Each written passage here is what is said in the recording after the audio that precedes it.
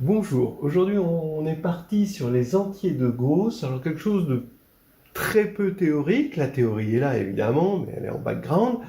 Ce qu'on va faire c'est très pratique, c'est complètement voilà, des petits calculs, mais entre amis, rien d'officiel.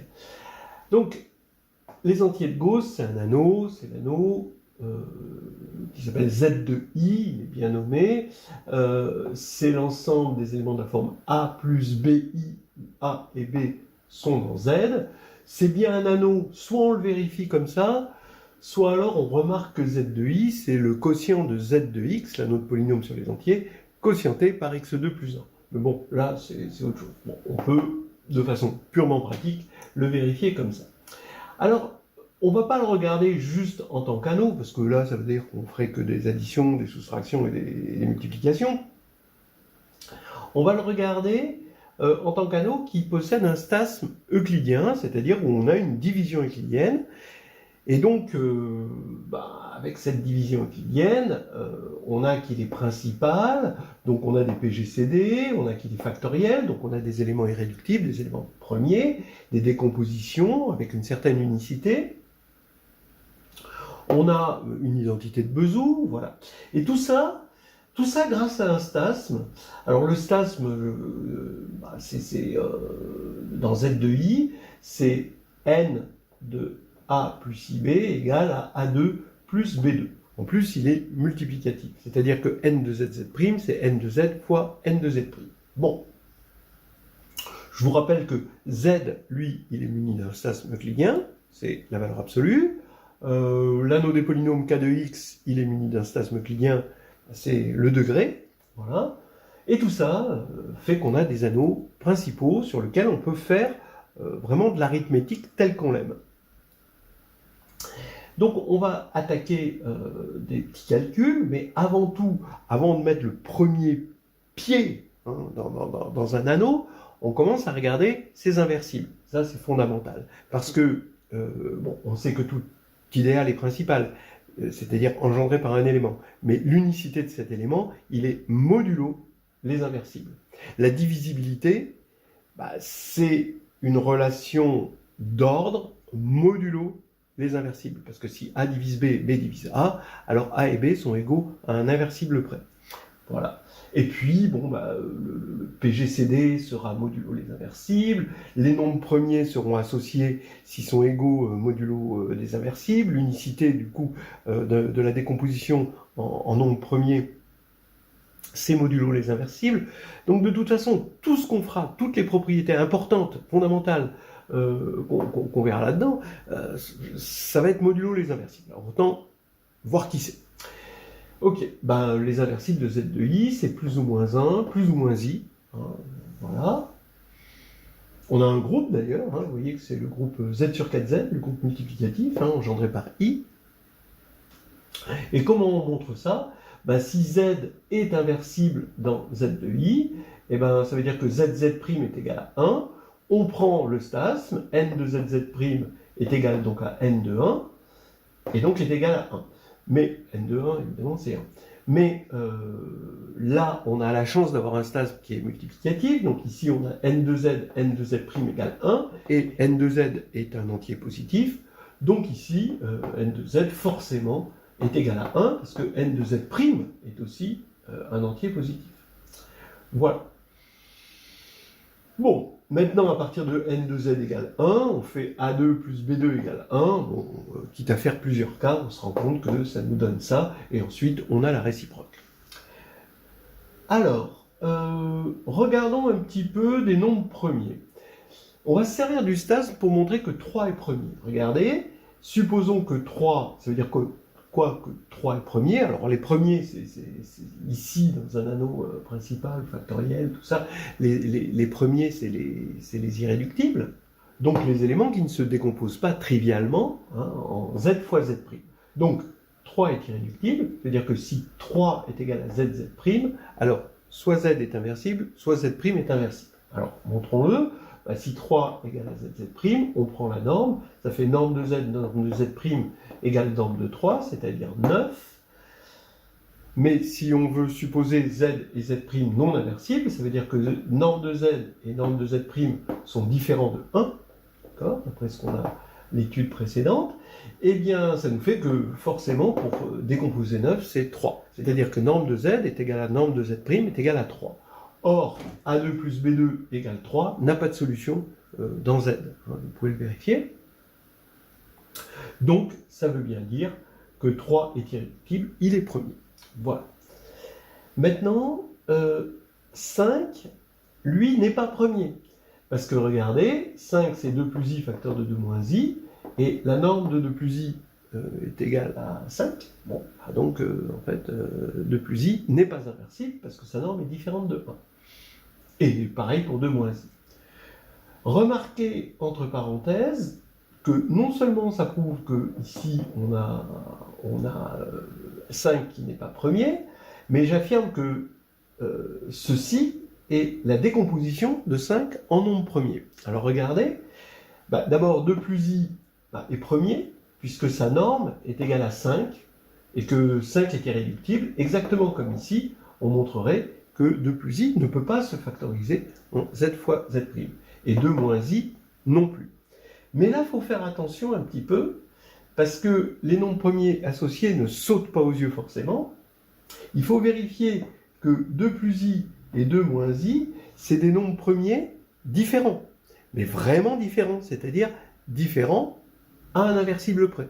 Effectivement, comme on connaît les inversibles, on voit bien que 2 moins i n'est pas égal à 2 plus i fois plus ou moins i ou plus ou moins 1. Voilà. Donc ici, ça veut dire que on a bien une valuation 1 et une valuation 1 ici. Par exemple, on aurait un mirage, en quelque sorte, en écrivant 2 égale 1 plus i facteur de 1 moins i, en se disant, tiens, bon, lui, il est de norme 2, donc forcément, il ne peut pas se décomposer exactement comme ici, hein.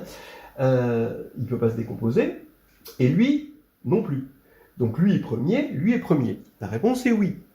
Mais en revanche, ils sont premiers associés, eux. Parce que quand je vais multiplier 1 plus i par moins i, qui est un inversible, je vais tomber sur lui. C'est-à-dire que lui, c'est moins i fois 1 plus i au carré.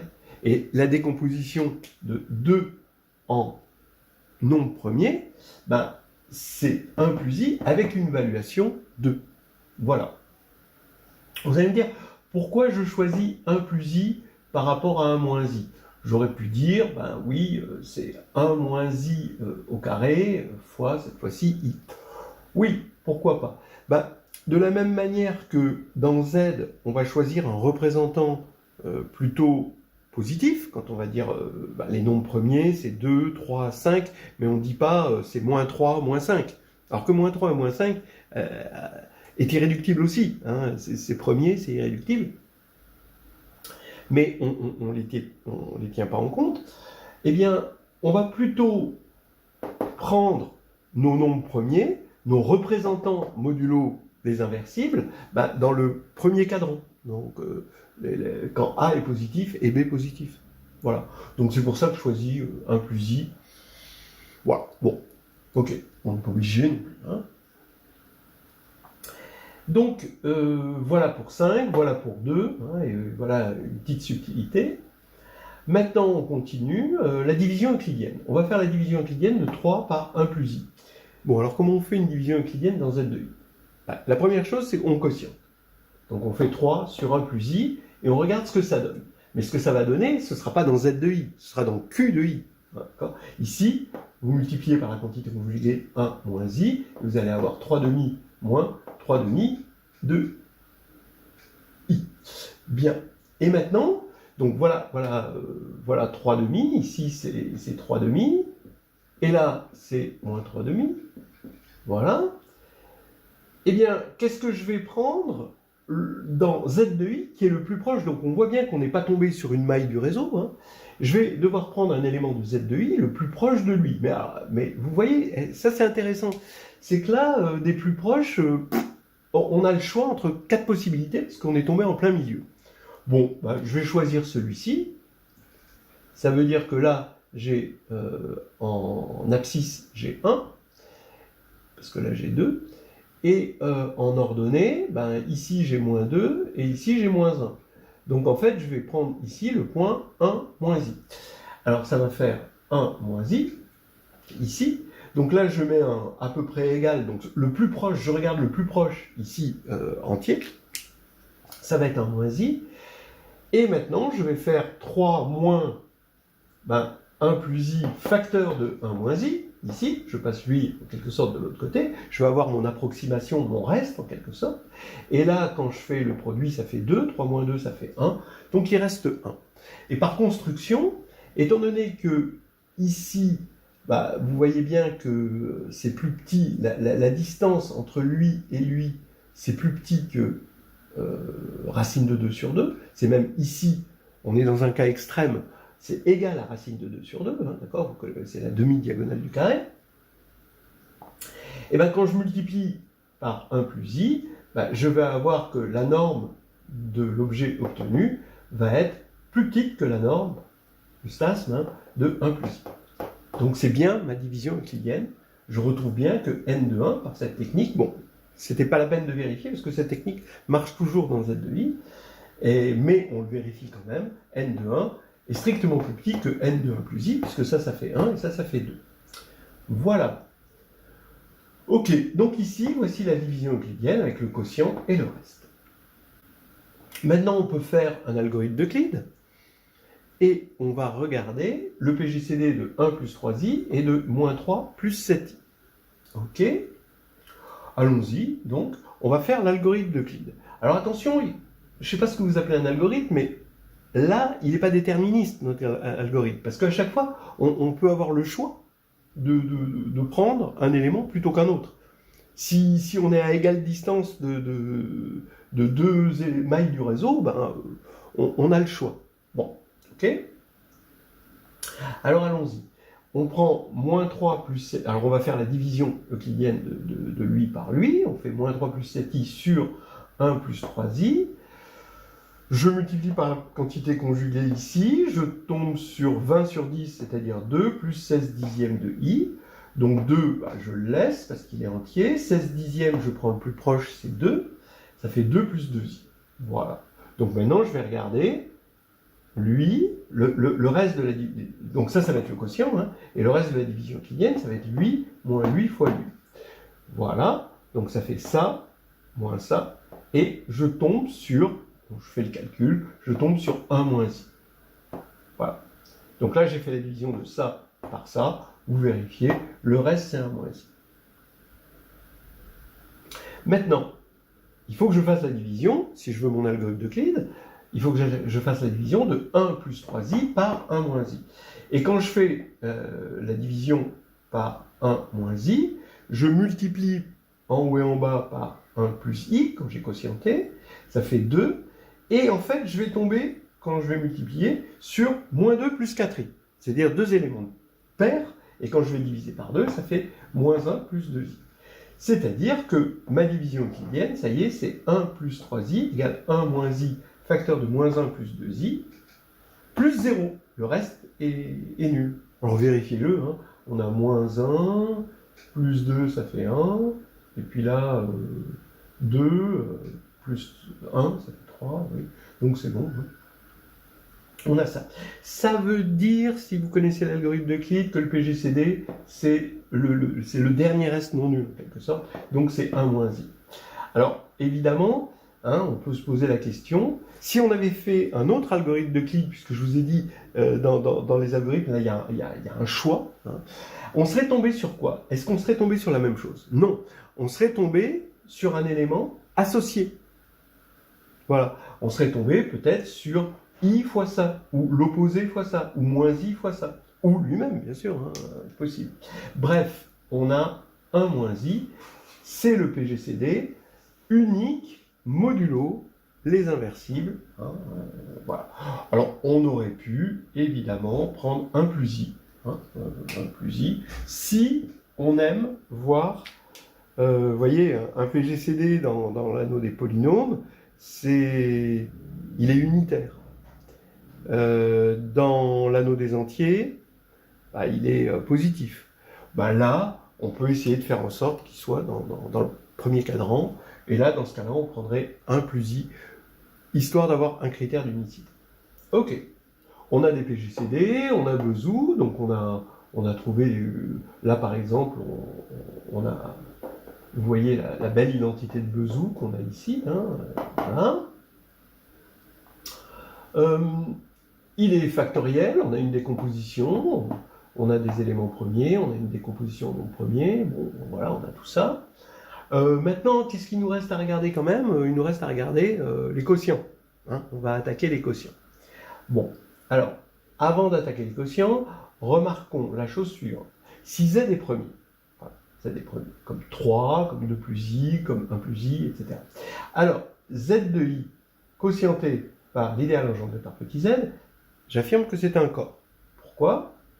Bon, on sait que c'est un anneau, parce que quand on a un anneau et qu'on quotiente par un idéal, c'est fait pour ça l'idéal, c'est pour que quand on quotiente, on obtienne un anneau. Ok. Donc maintenant, à quelles conditions c'est un corps? Ben, si tout élément non nul est inversible. Donc je prends un S bar dans le quotient, et je suppose qu'il est non nul, il faut montrer qu'il est inversible. Mais S bar, comme il est non nul, ça veut dire, juste par définition, que Z ne divise pas S. Maintenant, on regarde le PGCD de Z et de S, je peux parler de PGCD dans ce contexte. Eh bien, I divise Z, mais comme Z est premier, c'est 1 ou Z, d'accord? Et c'est pas Z, parce que Z ne divise pas S, donc c'est 1. Donc ici, le PGCD, c'est 1. D'accord? Voilà. Là, ici, on s'est servi du fait que Z était premier. Et maintenant puisque le PGCD est égal à 1, on a Bezout, comme on a eu ici, on a US plus VZ égale 1, ça c'est une identité de Bezout entre S et Z qui sont premiers entre eux. Donc je mets la barre dessus, ça fait ici, quand je prends la barre, ça fait 0 parce qu'on est modulo Z, ça fait U bar S bar égale 1 bar. Donc S bar est inversible. Donc on a vu que c'était un corps parce que tout élément non nul dans le quotient est inversible. Par exemple, si on veut regarder 1 plus i et on veut regarder l'inverse de 1 plus i modulo 3, regardons ici, d'accord, c'est ici l'identité de Bezout qu'on a là. On regarde modulo 3, ça disparaît, et on voit que moins 1 plus i, c'est l'inverse de 1 plus i. Voilà. Donc c'est juste un exemple. Voilà, maintenant, on va regarder visuellement ces quotients. Hein, ça va être intéressant dans des petits exemples entre amis. On garde contact. Alors, donc on a dit, bon, comme 3 est premier, ben, Z de i sur 3 est un corps. Bon, on va regarder de plus près ce corps. D'abord, ça veut dire quoi? Ça veut dire qu'on prend les éléments A plus BI, hein, mais on les regarde modulo les multiples de 3. C'est-à-dire les éléments de la forme 3 fois un élément de Z plus I. Bon, donc ça veut dire que on regarde A modulo 3 et B modulo 3. Hein. Ça veut dire que c'est l'ensemble des éléments de la forme A bar plus B bar I, où A bar c'est A modulo 3 et B bar c'est B modulo 3. Hein. Alors, regardez, vous voyez qu'on a 9 éléments. Hein. On va regarder donc A modulo 3, ben on va prendre bon, les meilleurs représentants. Hein. On pourrait les prendre positifs, 0, 1, 2, mais on aime mieux quand même moins 1, 0, 1, quelque chose qui est centré sur 0. Et, mais aussi, c'est ce qu'on ferait a priori ou pas sur Z, si on devait regarder Z sur 3Z, on prendrait comme représentant moins 1, 0, 1. Ou 0, 1, 2, mais bon, c'est moins malin. Là, on fait la même chose, mais sur l'axe des X et sur l'axe des Y. Donc voilà les 9 points qu'on obtient. C'est des représentants modulo 3, Z2. Alors il faut imaginer que Z est recouvert comme ça de carrés de taille 3, hein, comme ça, c'est un pavage, et qu'on va prendre un pavé qui représente tous les pavés. Alors regardons ces éléments, 0, 1, moins 1, moins 1 moins i, 1 moins i, moins 1 plus i et 1 plus i. Les voilà, ils sont tous là. Eh bien, comme c'est un corps, ça veut dire que tous les éléments non nuls sont inversibles. Hein, on a vu par exemple que 1 plus i, son inverse était moins 1 plus i. Hein, alors évidemment, modulo 3, hein, quand vous faites 1 plus i fois moins 1 plus i, eh bien, dans z de i, ça fait moins 1 moins i, ça fait moins 2, mais modulo 3, ça fait 1, évidemment. Bien, on sait que le groupe multiplicatif, donc les éléments non nuls hein, d'un corps, ça forme un groupe multiplicatif qui est cyclique quand il est fini. Hein. Et bien là, comme il a 9 moins 1, parce qu'on a enlevé 0 éléments, ça fait 8 éléments, ça veut dire qu'il est isomorphe. Bon, j'exagère un peu, j'abuse à mettre une égalité, c'est un isomorphisme, avec z sur 8z, il est cyclique. Ça veut dire qu'il y a un élément, au moins un élément, d'ordre 8. Alors quand je dis un élément, d'ordre 8, là je suis en dessous de la vérité. Dans z sur 8z et plus généralement dans z sur nz, je prends d indiviseur de n, eh bien il y a exactement phi de d éléments d'ordre d dans z sur nz. Alors ça veut dire qu'ici j'ai des éléments d'ordre 1, 2, 4, 8, là-dedans, donc là-dedans.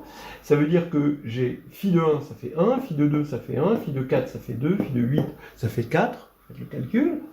Donc je vais trouver un élément d'ordre 1, évidemment c'est 1. Un élément d'ordre 2, évidemment c'est moins 1. Vous voyez, d'où l'avantage quand même d'avoir pris ce système de représentants, hein, parce que là on le voit tout de suite. Alors maintenant les éléments d'ordre 4, il va y en avoir 2. C'est forcément i et moins i. Donc vous prenez i au carré, c'est moins 1, qui est d'ordre 2, donc lui, i va être d'ordre 4, et pareil pour lui. Et les autres, regardez, donc ici, vous avez les 4 éléments hein, d'ordre 8. Voilà. Alors vous vérifiez, quand vous allez faire 1 plus i au carré, vous tombez sur 2i, donc dans le système de représentants, c'est moins i est d'ordre 4, donc comme vous avez pris le carré et que le carré est d'ordre 4, ça veut dire que vous êtes en ordre 8, donc lui est bien d'ordre 8 et pareil pour les autres. Voilà, alors qu'est-ce qu'on a vu? Ce qui est intéressant dans Z de I, c'est qu'on arrive à voir F9, c'est-à-dire on sait, bon, ou pas, mais en tout cas c'est vrai, il est vrai qu'il existe à un isomorphisme près un unique corps de cardinal 9 et on l'appelle F9. Et bien ici, comme on a un corps de cardinal 9, c'est lui, c'est F9, et on le voit concrètement, F9, de nos yeux éblouis. Voilà. Maintenant, si on avait fait la même chose avec 5 au lieu de 3, 5 n'est pas premier, c'est ce qu'on a vu tout à l'heure. Donc on aurait fait pareil pour le système de représentants, ça aurait été pareil. Mais maintenant, les éléments non nuls sont pas forcément inversibles. Donc on va regarder les non inversibles, c'est-à-dire ce qu'on appelle les diviseurs de 0. Évidemment, vous avez 0. Vous avez 2 plus i, parce que 2 plus i fois 2 moins i, ça fait 5. Hein, donc ça fait 0 modulo 5.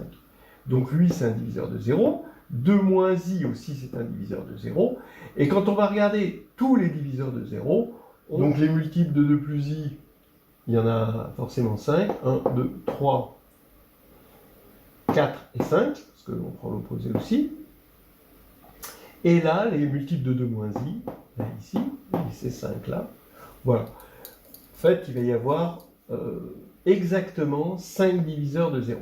Alors, si on veut les comprendre un peu mieux, les diviseurs de 0, bon, on peut vérifier hein, que tous les autres sont inversibles, hein, tous les autres vont être premiers avec 5, hein, tous les autres éléments. Mais regardez, vous avez z de i quotienté par 5, étant donné que 5 se décompose en deux nombres premiers non associés, 2 plus i et 2 moins i, vous avez un lemme chinois ici. Donc ici, vous allez avoir un corps, parce que 2 plus i est premier, et là un corps d'ordre en fait 5, parce que là 25, ça va correspondre par symétrie à 5 fois 5. On a 25 éléments, je ne l'ai peut-être pas dit, mais voilà. Donc là c'est 5 fois 5. Et comme on a un corps, les éléments non inversibles, ça va correspondre à quand on tombe sur 0 ici et quand on tombe sur 0 ici. Donc ça va être ça, hein, d'accord? Donc ça c'est F5, union, F5, croix, 0. Donc ici il y en a 5, plus 5 ça fait 10, mais on a compté 2 fois 0, croix 0, donc le vecteur nul ici, et là ça nous fait 9. Donc c'est les 9 éléments qui sont entourés là. Vous pouvez voir d'ailleurs au passage que si vous prenez les éléments inversibles ici, alors ici on a un corps, et les éléments inversibles, il va y avoir 4 éléments ici, hein, parce que c'est F5 étoiles, et ici 4 éléments, 4 fois 4 ça fait 16, donc c'est les 16 éléments en noir ici, hein. Mais on a mieux, c'est-à-dire que ici en tant que groupe multiplicatif, c'est F5 étoiles, ou Z sur 5Z étoiles si vous préférez, croix Z sur 5Z étoiles. Comme Z sur 5Z étoiles est d'ordre 4 et qu'il est cyclique, eh bien ça fait Z sur 4Z, croix Z sur 4Z. Voilà. En gros, c'est assez rigolo, mais ici on a du Z sur 4Z, croix Z sur 4Z. Ce qui va faire, après vous pouvez le démontrer autrement si vous voulez, mais ce qui va faire que quand on prend un élément ici inversible, voilà, on le prend inversible, donc on le prend parmi les noirs, les non rouges là, et on met à la puissance 4, ici, et bien ça va faire 1 modulo 5. Vous voyez, c'est un espèce de théorème de Fermat, hein, si vous voulez. Au lieu que ce soit A puissance P-1 égale 1 modulo P, bah, on a encore modulo P, mais on est dans Z de I. C'est assez drôle, j'aime bien. Ça veut dire qu'on a des théorèmes assez généraux d'arithmétique qu'on peut obtenir un petit peu comme ça, en remplaçant 5 par d'autres nombres. Je ne sais pas si ça mène bien loin, mais en tout cas, c'est rigolo. Bon.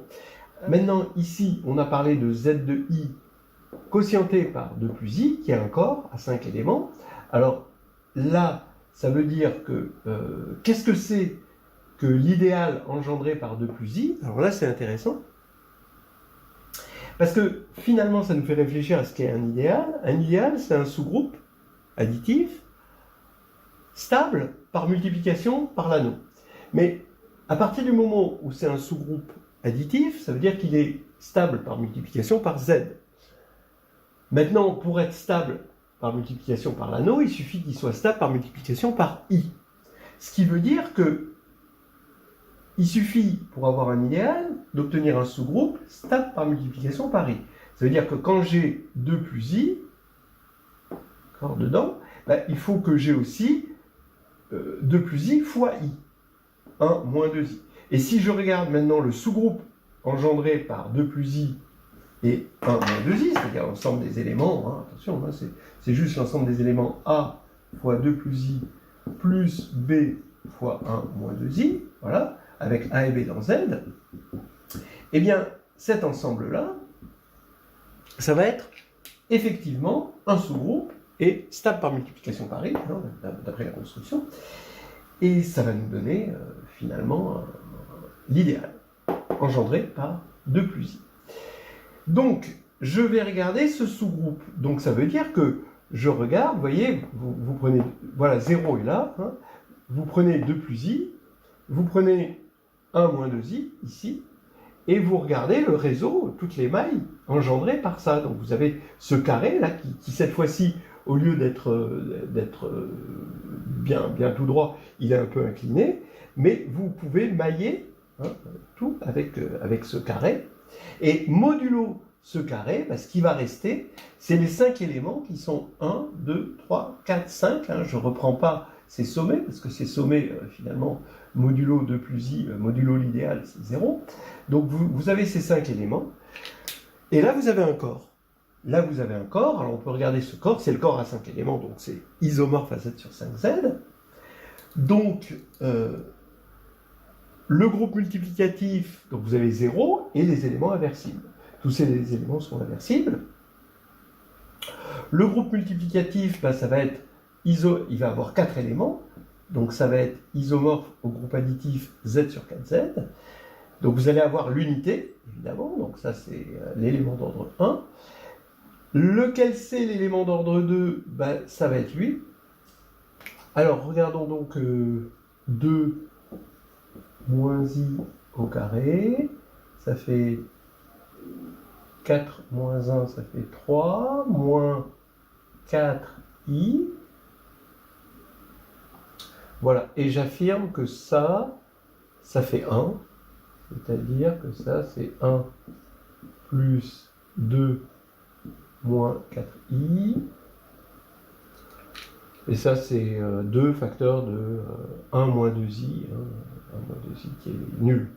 D'accord, oui, c'est nul. Donc ça fait bien 1. Voilà, hop. Donc, lui, c'est l'élément d'ordre 2, lui, l'élément d'ordre 1, évidemment, c'est 1. Et ces deux-là, ça va être les éléments d'ordre 4. Par exemple, ici, vous avez 2. Quand vous faites 2 au carré, bon, bah, 2 au carré, ça fait 4. Donc, ça fait, modulo lui, 4, ça fait moins 1. Et donc, il faut élever encore au carré pour avoir 1. Voilà, c'était des petits calculs entre amis, et c'est fini.